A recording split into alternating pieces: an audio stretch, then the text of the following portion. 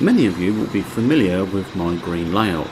Initially I had ideas of using the green as an in-place green screen, however this was not practical, and while it has served me well for some time, I was aware that for filming the model trains it posed problems with exposure settings, as it was very bright background indeed.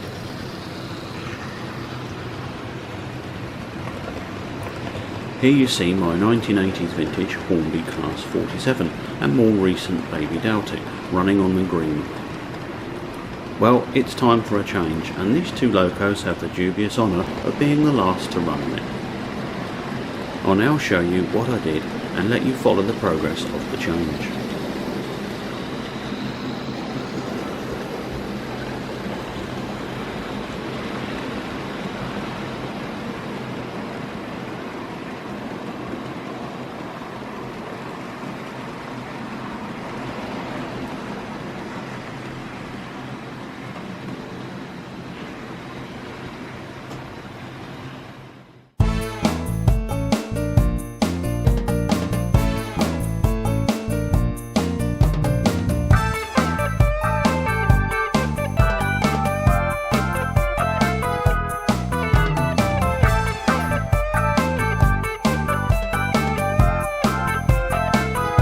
After preparing the board, I set out the track as I wanted it, this time adding an all-important crossover.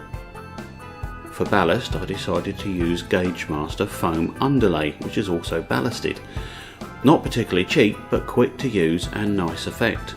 Points require that the underlay to be part split to take each side of the turnout, then more ballast foam is added and glued to the back of the point before fixing down.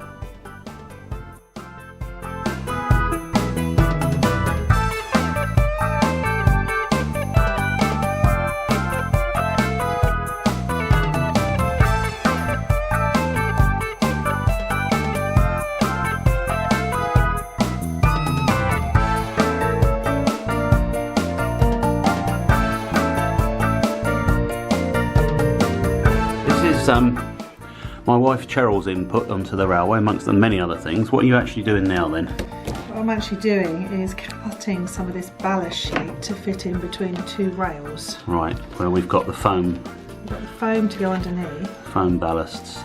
And what you do is you just cut a piece out to the approximate shape, and then very carefully just feed it in under the shoulder. Feed it in. We're using a little screwdriver to lift up the foam.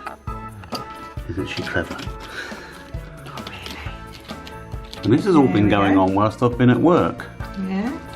So if we go down to here, some I'd done earlier, look, here we are. This is what it now looks like. We're still very far away from being finished. Alright, well, we're a lot further ahead than we were. There we go. Brilliant. And then what we'll do is stick it down, put a little bit of ballast, loose ballast over the top. A little bit of PVA to hold it in. A little bit of PVA to hold it in. And my project today is fitting the point motor. And then we'll be done. And then what we'll do is find another piece, match it up probably round about here, and off we go. Great. Simple as that. Well done. Okay.